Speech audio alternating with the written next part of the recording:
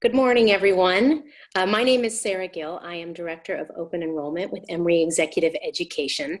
Thank you so much for grabbing your coffee or your tea or your morning, breakfast beverage of choice to join us as we kick off our June Business Over Breakfast with Emory Executive Education webinar series. We launched this series back in April, and we focused on the economy and me with Goizueta Professor of Finance, Tom Smith. And so now Tom is back by popular demand to talk to us about what's behind the headlines and what the economic crisis means or how the economic crisis is going to affect each of us. For the remainder of June, we will be continuing with a number of different topics, including decoding the analytics of COVID-19, technology and privacy, as well as leading remote teams. So we hope that you will continue to join us for the same time and same day each week for Business Over Breakfast webinar series, so you can dive into these relevant, interesting topics. One more thing that I hope you'll be pleased to know is that after today's webinar, Tom will be making another appearance in Business Over Breakfast at the start of July. So he'll keep us updated on what's happening in the economy. And not only that, Tom will also be running a second round of our personal financial fitness workshop starting on July 24th. So whether you are a seasoned investor or you just need help organizing your money, Tom will be there to help you sort through it all. So please wait for details on that at the end of today's webinar. So for those of you who have joined us before, you know that our faculty guide today, Tom Smith, is an expert in the area of labor economics, pricing, sports economics, and financing the economics of the entertainment industry and healthcare. And if you have been keeping track of the economic news, you have likely seen Tom quoted in the past few months in NPR, New York Times, Reuters, Atlanta Business Chronicle, Atlanta Journal-Constitution, Marketplace, and the like. So needless to say, you are in good hands. So Tom will kick off today's webinar with his observations about what's been happening in the economy, what it means for individuals, followed by the most important part is questions from you. So if you would like to ask questions today, please look at the bottom of your screen and see the Q&A area there, and put your questions in there, and our team will do their best to get to as many questions as they can during the webinar today. For questions that we can't get to, we will do our best to try to take those questions and answer them on our Emory Executive Education LinkedIn page, so please follow us there for any updates. At the end of the webinar today, we will give you a very brief 6-question survey, and we just ask that you take the time to provide us with your feedback. So without further ado, I hope you will enjoy your morning with Tom, and we look forward to continuing the conversation with you each morning in June on Thursdays. Thank you so much. All right, I hope you can hear me okay. Let me move to my screen here. Can you hear me? Uh-oh. Loud and clear. Oh, okay. All right, cool. Let me move to this here. All right. So when I was doing this in April, every Thursday, the new unemployment insurance claims come out for the preceding week, and we've been tracking that extensively, and it's, there's millions and millions of people are applying for new unemployment claims, and then at the first Friday of the month, then the BLS comes out with the unemployment statistics for the previous month. Okay, so last month we saw that there was like 23 million people unemployed at a labor force of 156 million people, so we had an unemployment rate of about 14.7. Right. This morning, another about 2 million people were filing unemployment claims, initial unemployment claims. If you look at the numbers of the people who are recently becoming unemployed, and then you subtract, you add that to the total people who are unemployed, but then you subtract people who go back into the workforce or who roll off the unemployment insurance, maybe out of the 40 million people who have claimed initial unemployment in the last 10 weeks, maybe there's somewhere between 30 and 35 million of continued unemployment. All right. If the number is 30 million, then what we are looking at is an unemployment rate for May of about 18.75. I think the unemployment rate is probably over 20%. I am very skeptical that the BLS wants to actually report 20% unemployment or 22% unemployment. They do not want to throw a number up there that starts with a 2. I am not a conspiracy theorist at all, and I've met people who work for the BLS, and I know people who work in the main office and crunch these numbers, and there's no capacity for people to like mess around with these numbers. But it's really difficult, I think, right now to get a true capture of who's unemployed because the rules about what it means to be unemployed keep changing, modifying a little bit. So depending on if you're actively seeking, if you're no longer actively seeking, if you think you have a job, you might be claiming that you're not unemployed anymore, that you have a job to go to. If you're still having a hard time filing unemployment claims because I mean, even 2 million people a week, the system is not set up for those kind of numbers. So maybe there's 30 million, but there could be closer to 38 million people who are still unemployed. And the labor force, you'll notice that, it was like 164,000. And in March, this thing dropped down to 162. And then April dropped down to 156. This is because of discouraged workers, like people who aren't looking anymore. The reason we had 6 million people fall off of unemployment or 8 million people fall off of unemployment, or excuse me, the labor force, is because people aren't looking. People are discouraged. It's a definitional element. So maybe we've got 18% unemployment. Maybe we've got 19% unemployment. I would be very skeptical if the BLS actually reports anything over 20, although I think we might be in that territory. Okay. There's some news about the PPP loan programs, which is part of the CARES Act. The House passed some legislation last week. It's going in front of the Senate. Not clear when the Senate is going to take this up, if they're going to reconcile the House bill. The way the House bill is set up right now is it would extend the coverage of the payroll protection plan from 8 weeks to 24 weeks. So the way that the act is currently set up is you get your SBA loan. You have 8 weeks from the day that the money gets put in your bank account to spend that money in a specific way. And if you do, then the loan is forgiven. And the current rules are 75% payroll costs, 25% non-payroll costs. All right. And if you spend the money this way, then the loan is forgiven. If you don't spend the money this way, then you have a loan and it has a very, very low interest rate, about 1% interest rate on this. Okay. The legislation that came out of the House this week would change the construction of the requirements of how you're using that money from 75-25 to 60-40. So 60% payroll costs, 40% non-payroll costs. All right. It would also extend the covered period for 24 weeks. So you get this loan, and companies were scrambling because they had to spend this money in order for it to be forgiven. Now this relaxes the deadline for companies to spend the money. This actually might create some more headaches, not just some relief, but some additional headaches for companies. So companies were engaging in lots of interesting maneuvers in order to spend this money so that the loan could be forgiven.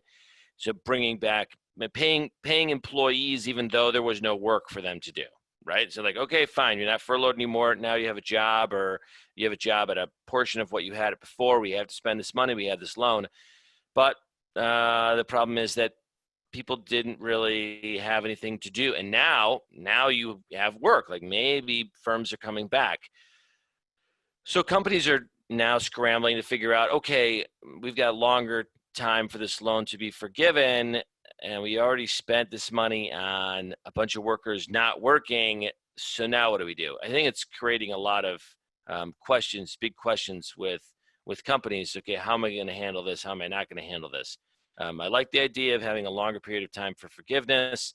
It just sort of depends on how companies can negotiate, any kind of recovery. Okay. Is there another stimulus in the works? There is something called the HEROES Act that was passed by the Congress. another $3 trillion. There's no action in the Senate, none, zero.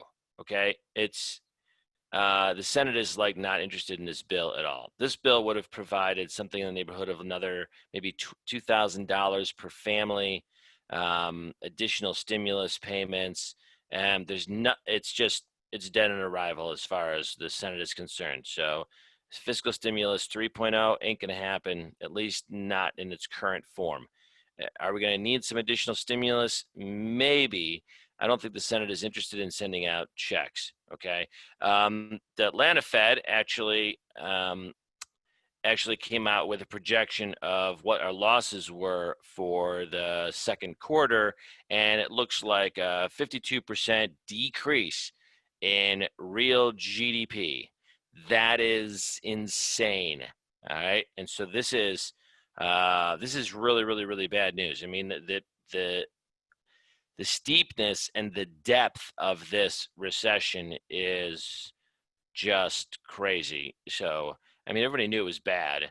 The Atlanta Fed coming out and saying, this is how bad it is, at least puts a number on it, lets you know exactly what kind of territory we're in, and we're in awful territory. So that's it. We're looking at, a 52% decrease in GDP. You say, okay, the economy's opening back up. Everything should just roll out. Not so much. I mean, people are changing the way that they're consuming. People are scared.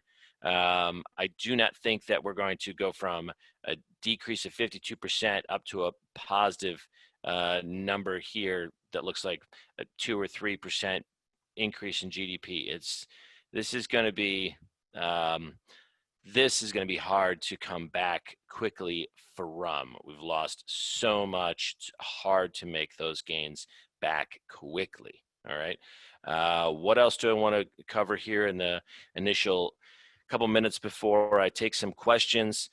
Loan forbearance, mortgage forbearance. There is some debate about how we can actually put a national program together to relieve some loans. Think about this, right? Just about every month we've got between 80 and 90 billion dollars worth of loan payments that are supposed to be made. So if people are missing their mortgage payment in this month, they will have missed it in April, May, and now June. That's 90 days. Okay.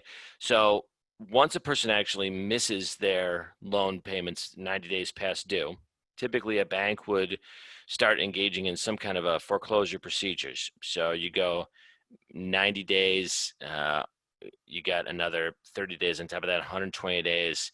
It's now they're looking at foreclosing, getting a sheriff's department involved, getting people evicted from a house. Okay.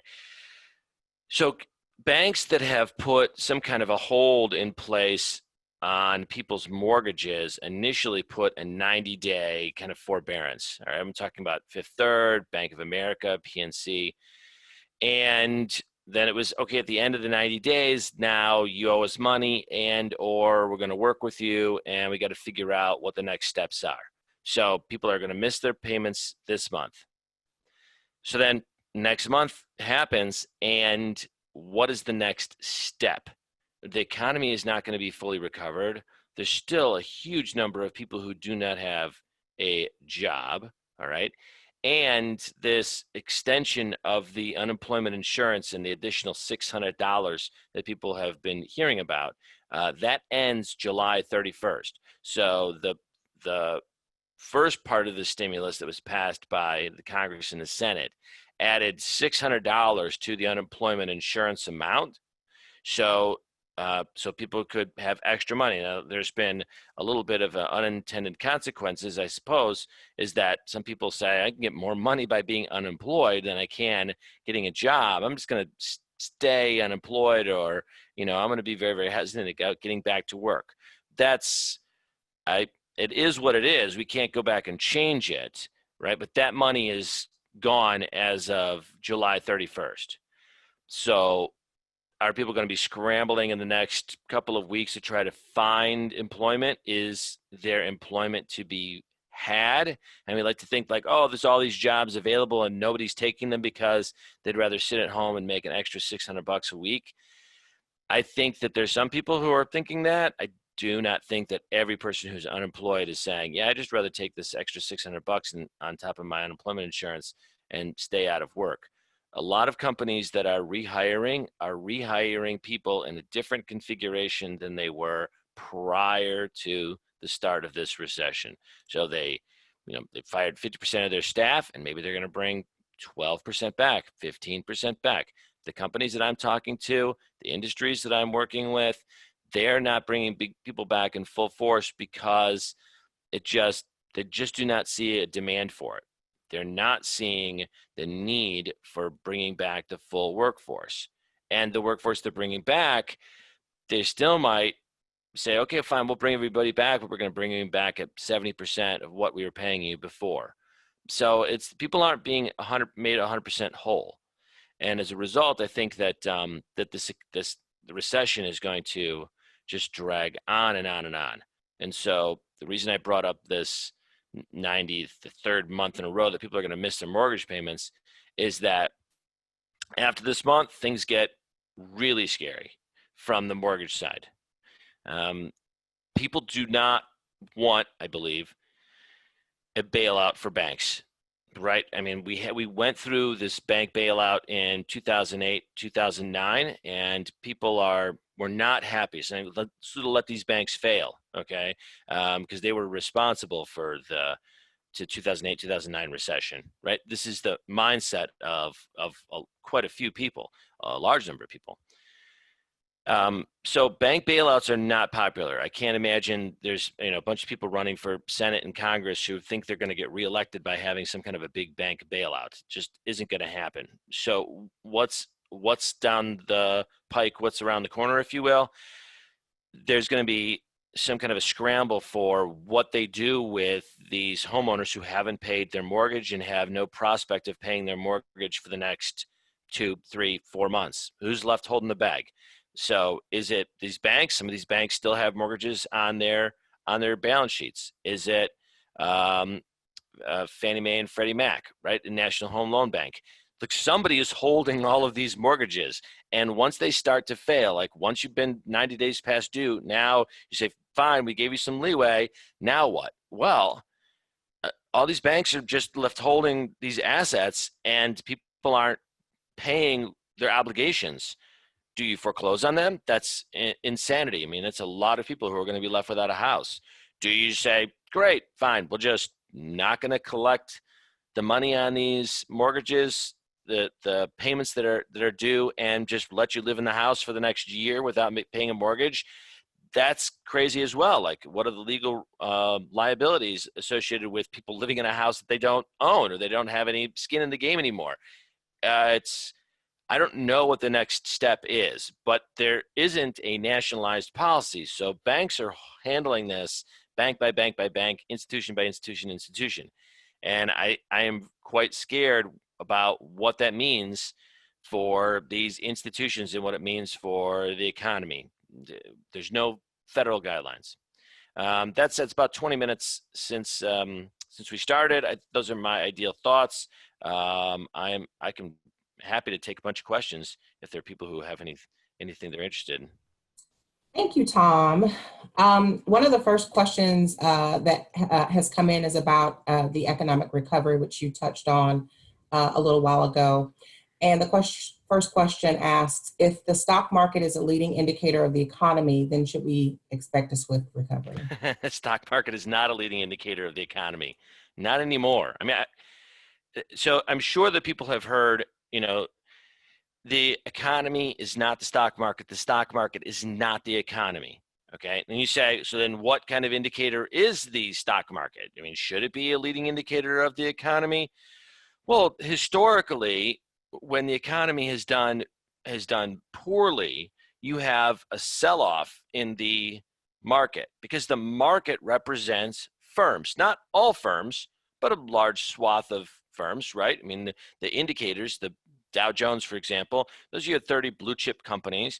And you know, it's as if the economy is doing well, then they're doing well. If the economy is, if they have business and the economy is doing well, then the value of those businesses should go up, and then the index that those stocks represent should then go up.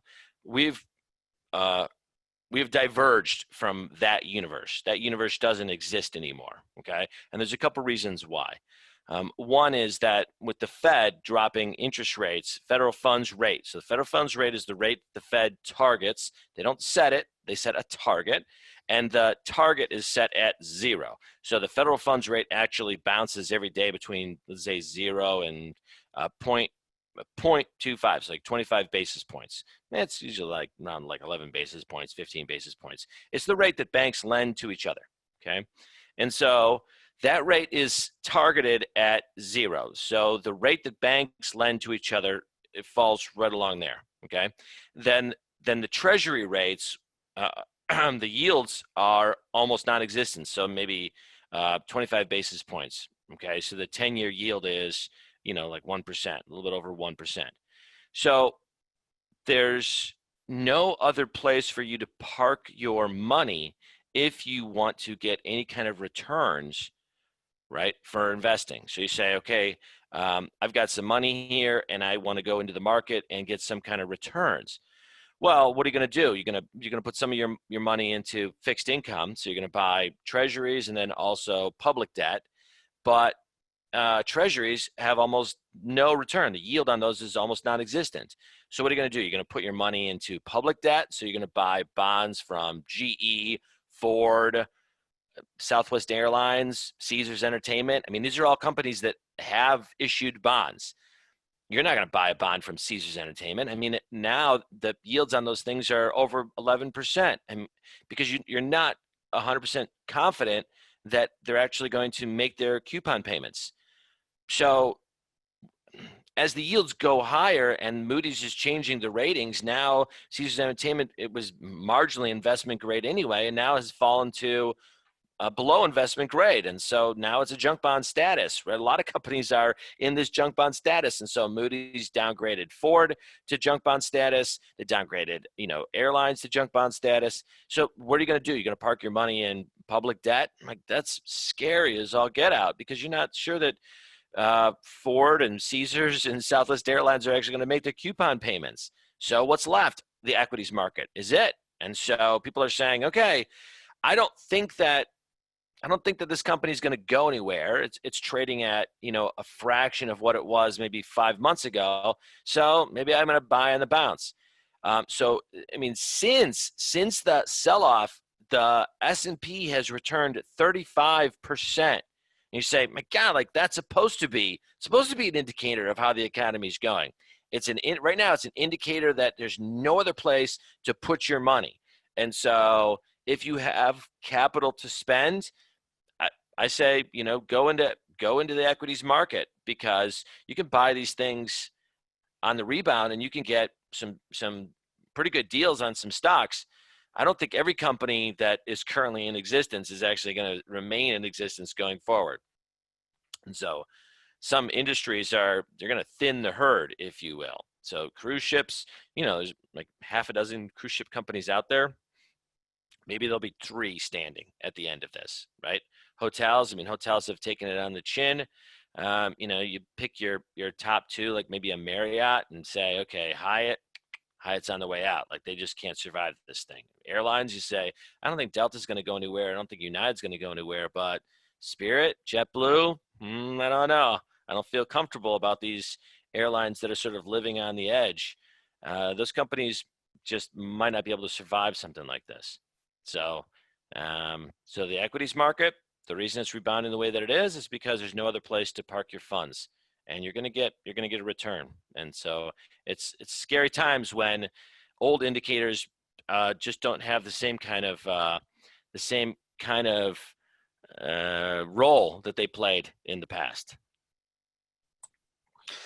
Good morning, Tom. Can we talk about the November election and how you think that may impact the economy, especially given the recent civil unrest? Yeah, so there was a really good article by Nate Silver, 538, that looked at, whether or not, bad economic news really translates into incumbents losing their grip on the White House. They say, okay, so it's not always a one-to-one relationship, and things were pretty good in 2016, and we changed from the incumbent party to the challenging party. So is it always the rule that as the economy starts going south, that people blame the incumbent party and then go for the other party? So it doesn't always work in the affirmative. So twice in the last 6 elections, the economy was actually doing well, and we had the popular vote go for the incumbent and the electoral vote go for the challenger. All right. So the rule is actually really applicable to the popular vote. So if the economy is doing well, the popular vote seems to go for the incumbent. As the economy is doing poorly, the vote is going away from the incumbent. And that holds for about the last 12 presidential elections. Okay. So, I mean, if you would take that rule and say, all right, the economy is not going to be recovered by November. It's not. And so even if you have some kind of double digit in unemployment that persists through the summer and into the fall, so let's say 12%, 11%, something like this, even 10%, then that's going to translate into a popular vote for the challenging party, right? And so the incumbent party is Republicans, the challenging party is Democrats, and so that looks like it would be a popular vote win for the Democrats. If you take this rule that the people vote lunch bucket, and it holds pretty well for about the last 12 elections, then we're looking at a Democrat in the White House come January.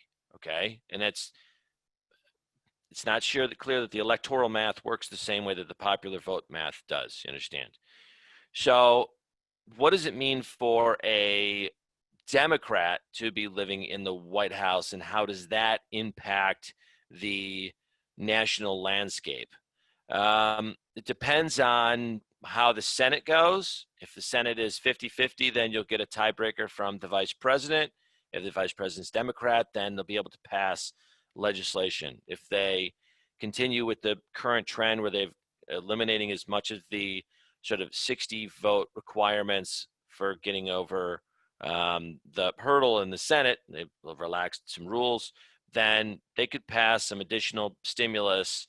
Remember, it took Obama 4 or 5 months to get the Obama stimulus package passed, and that was after we'd been in a recession for a year. And so it's possible that if you have Democrat in the White House and a Democratic Senate and a Democratic House, that you could get some additional stimulus packages passed pretty quickly. And so, I mean, those stimulus packages are what's propping up parts of the economy as it is. And so we might, that is a very, very likely scenario. And so that's not me, that's the research that's being done by other people, and I'm just sort of following their lead. Other questions? Yes. Shifting back to unemployment for a second, Tom, how are furloughed workers who have a reduction in hours and are applying for partial unemployment factored into the data? Yeah, there's a number of different unemployment statistics, U6, U4. And so the unemployment statistic that we're looking at are people who are fully separated. If you start looking at people who are, let's say, underemployed or marginally separated, then the unemployment rate is a little bit better. Historically, furloughed workers were a designation of people who worked for governments. So maybe a school system, it may be federal government, maybe a state government. And so where somebody in the state government would say, okay, we don't have money for you to work every day this next year. So here are the 6 furlough dates that you have. You just don't come to work, you don't get paid, but you still have a job on Monday, right? That's the way that we've historically used the term furloughed. Now it's people are furloughed if their employer says, we just don't have We don't have anything for you to do. We don't want to separate our relationship with you. We still want you to be an employee when we open up, but just we're going to put you on hold here. All right. So furloughed workers are now part of the unemployment picture because they truly aren't working. They have a job, but they're not reporting for work. So as companies are reopening and reopening sort of marginally, then what happens is people come back to work. They're no longer unemployed, but they're just marginally employed. And so now you're looking at a slightly different unemployment number.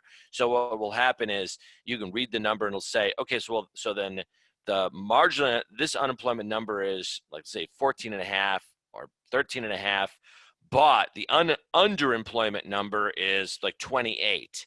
And so you just have to sort of read a combination of different unemployment numbers to get a full sense of what's going on. I think this is one of those times where people have to massage the numbers a little bit to get a really good sense about what's going on, because there's so many people who are out of work, and it's very difficult to track where they are sort of in the process, because this might be changing on a daily basis. So firms that my wife's company was working with yesterday are saying, look, so we want to bring people back, and then so we'll bring them back for a couple of weeks, and then we're going to furlough them again, and then we're going to bring them back for like one more week because we get this big project, and then we're going to furlough again. And it's like, so like every other week, then they're employed, unemployed, then employed again, and then not employed again. And they're saying, well, that's what we need these people to do. We have work for them here, but then we don't for a couple of weeks, and then we have some more work. So can I just bring them back like that? And okay, there's no laws that say you can't. Well, is that person employed or unemployed? Well, they're mostly unemployed with sort of bouts of sort of independent contract work in the middle. It makes it very, very, very tough to get any real sense about what the unemployment picture is. That's why I was doing sort of back of the envelope math, if you will. I think the unemployment rate officially, which is going to come out maybe tomorrow, is going to be something around 18.75%. I think the real unemployment number is probably closer to 20 or 22%. But I think the BLS would be very, very hesitant to throw anything out there with a 2 in front of it. Tom, can we talk about healthcare for a few minutes and your outlook on the industry? Yeah, the healthcare industry has been turned upside down recently. So if you're thinking like from smaller to larger, I know a lot of dentist offices are reopening. I know lots of like individual, let's say, clinics are reopening. You know, family practices are reopening, but they were not working for maybe 6 to 8 weeks. Okay, that's really, really, really tough. And I haven't heard from anybody that people are coming back the same way that they were prior to it, right? So, I mean, I got an alert yesterday that says we have 3 openings. I was supposed to get a cleaning, a dentist cleaning, teeth cleaning in, I think it was last month, and it was canceled. They're like, we're not having anybody in the office. And then I got alerts like, we've got 3 openings today. We got a couple openings tomorrow. We got openings all next week. Well, I mean, before the pandemic hit, I mean, I would have to get, call and say, okay, I can come in on Tuesday at 8 o'clock in the morning or something. And they're like, well, we only have 2 openings in the whole week. Well, the fact that they're sending me texts saying, we're open all afternoon, like anytime you want to come in, just bring a bicuspid or 2, it means that people are not going back, let's say, to the dentist office in the same way that they were consuming that before the pandemic. And I can imagine it's the same thing for, for like a family, like a doctor's visit. If it's not like a critical need, you say, the shoulder has been bugging me. And you know what? I just don't want to sit in a waiting room. I don't know how sick people are or aren't. And so, I think that doctor's offices are probably down a quart. Okay. And so here, there's something from Kat that's saying most of the hospitals have recovered except for ER, tends to be down 70%. So same day surgeries are down. So my friend is a hospitalist up in Chicago, and he works for internal medicine specialist. And he says that, he used to have something like maybe 14 patients. that were in the hospital getting procedures, and now it's closer to 8, closer to 10. And so, I don't think that it's 100% across the board. All right. I mean, I have no doubt that for some hospitals, things are getting back to normal. Um, I don't think that they're 100% normal across the board in every area for every practice. I just don't think that that's happening. Okay, but it's good it's good to see that at least Kat here is saying their hospital or the hospital that this person works for have mostly recovered, and so that's good news. I think that it's doing a one size fits all is just not likely. So to say like, okay, everybody's recovered 90%. I just don't know that that's true. And so but I think people are coming back, but I don't think they're coming back in the same ways. And I think they're going to be hesitant to continue to get procedures. But that's just the information that I have. What are your thoughts around the restaurant industry and how it's going to survive operating at a half capacity and with social distancing taking place? Yeah, I think that there's a number of industries that are not going to look the same way that they were before. And I mean, it sounds like I'm just beating the same drum over and over again. We're saying like, okay, as we come out of this recession, things are going to be different. Okay. And I think the restaurant industry is one of those areas where things are going to be different. One of my MBA students works for the Restaurant Association. I think he works for like a big sort of fast casual chain. And, he's saying that the numbers that they're coming out with is that, a lot of restaurants are going to close and not come back. Not sure it's going to be 50% that's going to come back. Maybe it's going to be 70, 75% that's going to come back. You'll have new restaurant ideas that might come out of this a little bit stronger. So there's this idea of what's called like a ghost kitchen. So a ghost kitchen is where you've got a restaurant that only exists on your Uber Eats app. Like you're looking for wings and you go like, wow, Bob's Wings and Things? Like, I never seen this restaurant. It says it's right around the corner. Whoa, look at that. Looks like a pretty cool menu. Okay, let's order from Bob's Wings and Things. And you find out it's basically just a kitchen. They have no dining. They have no facility there. It's just they've got somebody who's working the computer to making sure that they're getting on the orders. They've got somebody who's giving bags to the Uber driver or the Uber Eats driver or the, whoever is picking up the meals, right? And you've got a bunch of people who are back there making meals. And somebody says, fine, let's design this new restaurant concept. It's going to be, hot wings or whatever else. And this is it. It's just a kitchen, just, in an industrial kitchen complex. Like that's it. Like you drive up here, this is where the Uber Eats driver goes and boom, you get your food. So I think those kind of establishments might be popping up more. They might be relatively successful. I think your eat in, dine in, let's go sit down and have a good meal. They're going to be really, really hard pressed. It's, your Echoes downtown and your, wood fire grills and what have you. I mean, they're going to be in trouble. And I think that they're already in trouble and they're going to continue to be in trouble because people are changing the way that they're consuming. And I don't think the restaurant industry is the only industry that's going to have that happen to them. So salons, I could imagine that maybe 1 out of every 3 salons just doesn't have the capital to come back. They said, we haven't seen anybody for 8 weeks or 10 weeks. Boom, I think we're done. Like we just can't keep this alive anymore. And so, that salon next to the Kroger that used to go get your nails done, they might be gone in 3 weeks. They might be gone in 6 weeks, right? It's not clear that they're ever going to come back. I am skeptical that the movie industry is ever going to be the same. And so, I've got colleagues and friends who work on the studio side, and I've got colleagues and friends who work on the theater side. The people who are working on the theater side are really upset at studios for releasing the movies that they did. So Trolls World Tour, and that put a huge dent in the projected revenues from theater companies for the summer. A lot of movies have now been shifted back. So even if movie theaters can open up, they don't have product to show, right? They got to get they got to get product from the studios. And the studios are saying, wait a minute, we don't even need this channel.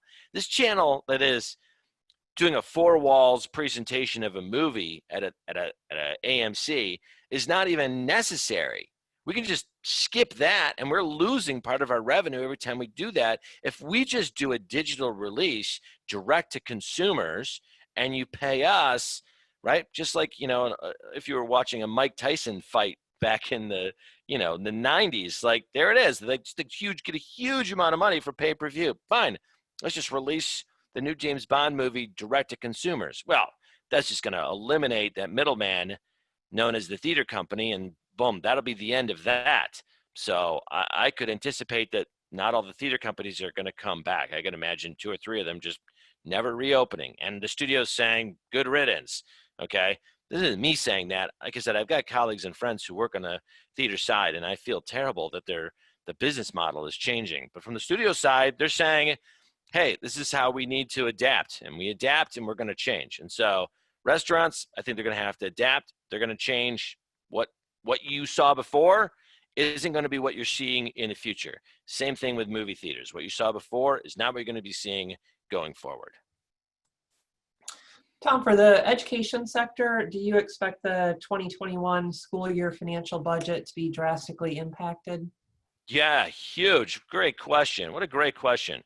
And so, I mean, this is my bread and butter. I mean, I'm a professor, right? And so, yeah, I know that school budgets are being cut across the board because they're just not going to get the same kind of enrollments. Okay, but not just that, you're not going to get the same kind of gifts. Like so universities and colleges, they run without contributions, gifts, and grants. Most every university runs in the negative. And so contribution, gifts, and grants make up a fair share of the amount of money that the university needs to run. When you go into economic recessions, people's philanthropy changes. So they give more to sort of grassroots organizations. Maybe they give a little bit more to their church, and they tend to give less to, let's say, the alma mater, all right, the university, their college. And colleges, they know this. Like they know that, okay, during the 2008, 2009 recession, our giving went down, right? And as the economy gets better, then your giving goes back up again. But when you're in a recession, giving goes way down. A lot of students, not a lot, but even if it's just a very small number of students who say, you know what, I was thinking about taking a gap year anyway. Maybe this is a good time for me to take a gap year or take a gap semester. I don't know what the fall even means. I don't know what that means to take a class, a hybrid class on campus, online. Don't know what that means exactly. Maybe I'm going to take a semester off. I know people who've been hit by furloughs, maybe are taking a break in their MBA careers, okay? And these are very tragic events for people. And so they're changing their educational plans, which is going to change the underlying financial makeup of the university, of the system. So those are going to be hit. On the local level, right? And so like K-12, forget about it. Like the ability for states to generate revenue or for municipalities to generate revenue flies out the window in the middle of an economic recession. So people aren't paying their mortgages. They're not paying their taxes. You have to go after people for property taxes. You might have to do some kind of a property tax, forbearance in that way, right? Municipalities aren't receiving the same kind of funds that they would otherwise, right? So, I mean, states are reallocating how they're spending their money, which means that cities are going to be getting a different share of that money. And the states that say, okay, so we've been like borrowing money from all these funds in order to tackle the health crisis. And so now we don't have the same amount of money set aside for the educational budget. And so, you might go to a K-12 school like the Chattahoochee High School and say, okay, you're just going to have to cut all your department budgets by 12% across the board. Boom, do it. What does that mean? I mean, people don't get raises. People don't get all types of resources that they would have had otherwise. It's going to be nuts. I mean, it is nuts, and it's going to continue to be nuts. Tom, as people become increasingly unable to pay their rents, should we expect another crash in the market? Yeah, I mean, I mentioned this right at the beginning of this this talk. This is, I think, the biggest shoe that's going to fall. I mix my metaphors. Do shoes fall? I suppose shoes fall, right? So here's what's going to happen. People aren't going to pay their rents, and so that they were going on rent strikes as it was. They were saying, okay, like, we're not going to pay our rents. We're going to picket in front of our office building, or we need some kind of a rent forbearance or rent freeze or whatever else. Who's left holding the bag? Somebody who is owns some property, and what, they still have to make a mortgage payment. They still have obligations to a bank. I mean, landlords are not bad people just because they own property. They're just people and just happen to have a house as their asset, or a complex as one of their assets. And so they can't hardly just say, well, we're just not going to collect rent and then we can still make our mortgage payments. Like, that just isn't viable. Like, so that's a problem. And the other problem, as I mentioned right at the beginning, is that all of these people who can't make their mortgages, man, banks are going to have a hard time figuring out what they do with all these people with these mortgages, right? And sort of, do we continue to have forbearance, and at some point you say, so we're just going to let you live in the house for the next 6 months without paying a mortgage? I mean, the liabilities there are pretty crazy. And so my dog is going nuts. I apologize about this. I got to let my dog out. Hold on. Keisha, I apologize about this. No My problem. poor pooch. We don't hear anything, luckily. Oh, okay. Okay. But I don't want to be cruel. Okay, hold on one second. Let me just let my dog out. I'm so sorry, people.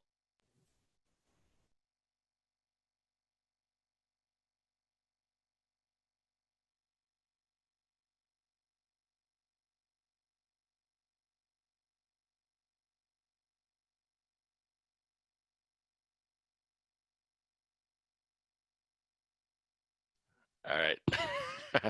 My little fur babies are like, let us out, let us out. So, all right. Sorry about that. That's okay. Tom, do you see an extension of the $600 per week CARE Act after July 31st? And if not, what Yeah. type of government stimulus do you think would be most effective? Yeah, these are really great questions. Like, people are really paying attention, and I really like that. And the additional $600 of unemployment insurance is tacked on to the normal uninsurance payments, and people have noticed that it has created a little bit of a disincentive for some people. And I do know that firms are saying, well, okay, if we fire this person, they can collect unemployment and they'll be doing almost as good as what they're doing now. So we can fire that person. It shouldn't be that harmful to them. I mean, they're making choices. Firms are making choices for their employees based on the fact that they actually have access to this extra $600. But it is creating some disincentive for people to go back to work in some areas on the margin.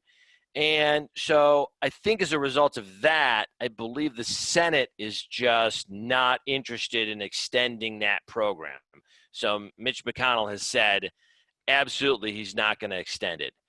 Should they extend it? They probably should extend it in some way, in some capacity, okay? The idea of having the additional $600 was, while the economy was floundering, this is a way to get stimulus, so extra money into people's pockets so that they continue engaging in consumption. So you actually keep the economy moving in some way, shape, or form. Unfortunately, that hasn't really translated the same way because people don't have as many places to spend their money. So I don't see that stimulus coming back. I think that there has to be a bank bailout. So the previous question about what's going to happen when you have another month where people aren't paying rents, another month where people aren't paying their mortgages, there has to be some kind of a bailout. And people are really hesitant to bail out banks, but I don't know if there's a really good alternative. An alternative might be, fine, so then send some money back to consumers, like this Heroes Act, right? Another $2,400 or what have you. I think that that's really tricky, because if you give people this money and they say, well, actually, I'm not going to use this money for my rent, I'm going to use it for food or my car payment or something else. Well, okay, now if they miss their rent payment, is it their fault? Like, you have the money, you could have, okay, instead of buying food, you could have used it for your rent. It's not clear that if you just give people an additional stimulus check, that takes care of the rent problem or the mortgage problem. I think you actually have to give money and put it into the banks that have these mortgages, these properties on their balance sheets. So say, okay, we're going to make you whole, or at least partially whole. I think that's the only way to really do it. I haven't seen anybody step up and say, this is the next problem, we've got to address it now, right? Nobody is standing up and saying, this is what we need to do. Yet, it is going to become a serious problem in the next 30 days. Like, when I say serious problem, think about it. Just millions of people who haven't made their mortgage payment for the last now 4 months. That's insane. Okay. And what do? Like, it's certainly not their fault, right? I mean, when the economy falls apart, it's, I mean, sometimes it's a sector specific, like we saw in 2008, 2009, but sometimes it's an exogenous event, right? In 2001, terrorist attacks, right? .com bubble, right? Currently, right? We've got this COVID crisis. So it's not some worker's fault. It's not somebody who's working at Delta who's now been laid off, but the person at Delta, they've been laid off, and they say, geez, like, I have an education, I'm a hard worker, I lost my job, it's not my fault, it's not the company's fault, it's just, that's what happens. Now I need a help. Now I need a safety net. Okay. That's when the government should step in and provide a safety net. They said, this person's been playing by the rules for their entire life. So now when the chips are down, like, we got to help this person out. Like, they keep the economy going when it's been strong. So now it's our time. I think a bank bailout is the next policy that should be passed. I don't think anybody is going to pass a bank bailout. The alternative to that would be additional funding, maybe a very sort of Andrew Yang-like minimum income. But then again, I can't see the Senate passing something like that. I don't think there's a lot of policies that could help the problem not become as bad as it's likely to be, but I could see a lot of opposition to all of the ways that you deliver that. I don't know, I guess what's my answer? My answer is there's lots of options, but not a lot of good fixes, because all the fixes have another sets of unintended consequences. It's a real drag. That was great info, Tom. Thank you. There's a clarification question. Is the additional 600 in unemployment for all unemployed persons, or only those whose job loss was directly related to COVID?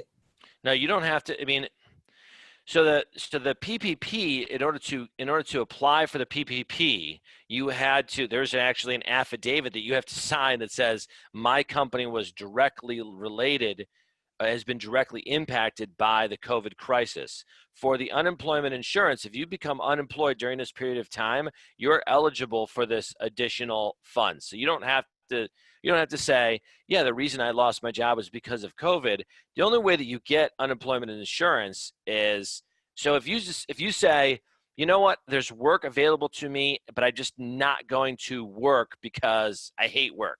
Well, chances are excellent that you're not actually going to get your unemployment insurance check if you have that kind of attitude, or if that's the reality.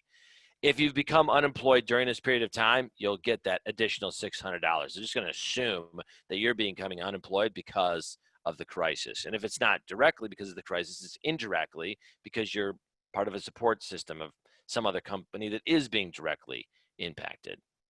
So you don't have to fill out any sort of special application or anything. It's part of the unemployment insurance package. Okay.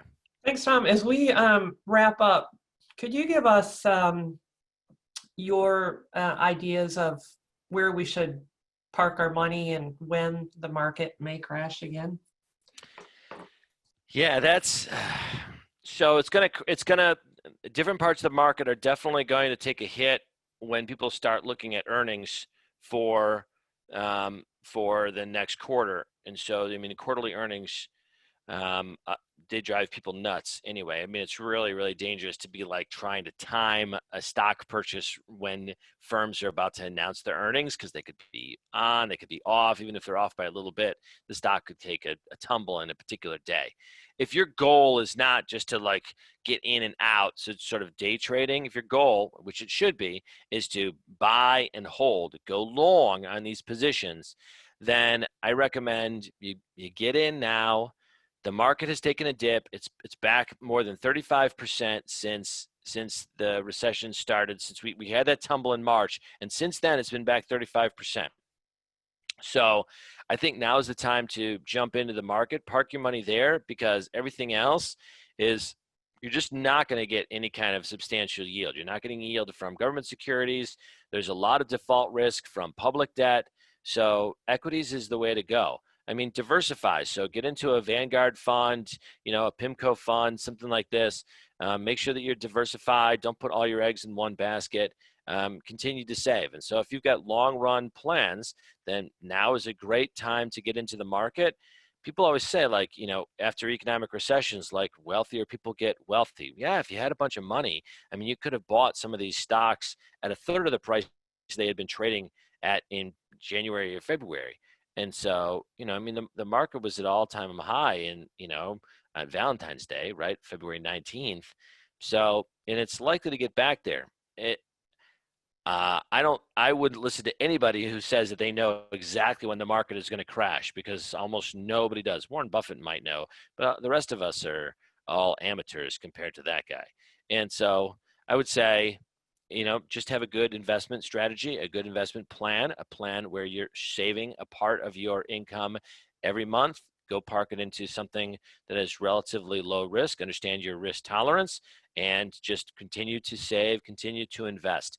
And don't try to play or time the moves. Just have a long run investment strategy. Okay, that's not me. I didn't come up with that.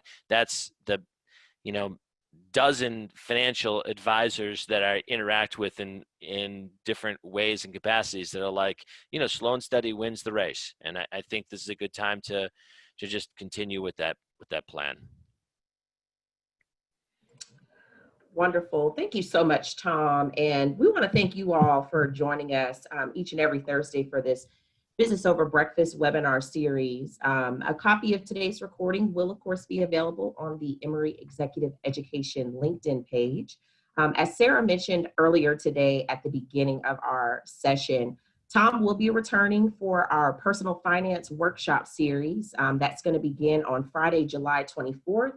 If you are interested in learning more about that and registering for that particular workshop, the link is located in the chat box here in the webinar. Next week, we're going to be returning with Patrick Noonan, decoding the analytics of COVID on June 11th, same time, 9 a.m. And momentarily, you are going to see a brief survey pop up on your screen. We just ask that you take a couple of moments to fill out that survey for us, give us some feedback on today's session. We look forward to seeing you all next Thursday at 9 a.m. for Patrick Noonan. And Tom, I'll turn it back over to you to close us out. Yeah, no, I'm looking at a lot of these. I really appreciate all of these questions that are coming in. And if you have individual question, looking at this thing from William Fuller, actually a really great question. A lot of people have really, really great questions. I clearly just don't have time to. I'm not even usually seeing these. I'm just like going. If you have a question, you can send it to me. I'm at tom.smith@emory.edu. And I'll try to be as frank and open with you as I can about what I think is going to happen. If your question about it's your specific industry, I'll try to point you to the research as much as I can. I mean, my take on these things is very middle of the road. I come at it from a perspective of if I'm giving you solid information, and you can use that information, then you can take your own take on it, a little bit to the left, a little bit to the right. And so, if you've got a question, you say, I really want to know more about this, reach out to me. I'm very, very happy to interact with you because, I I want people to be informed, and I want them to know how this economy is moving, and I want to try to provide resources if I have some avenue that might be helpful to you going forward. So Thank you so much, Tom. thank you. And thank you again, everyone. We'll see you all next Thursday.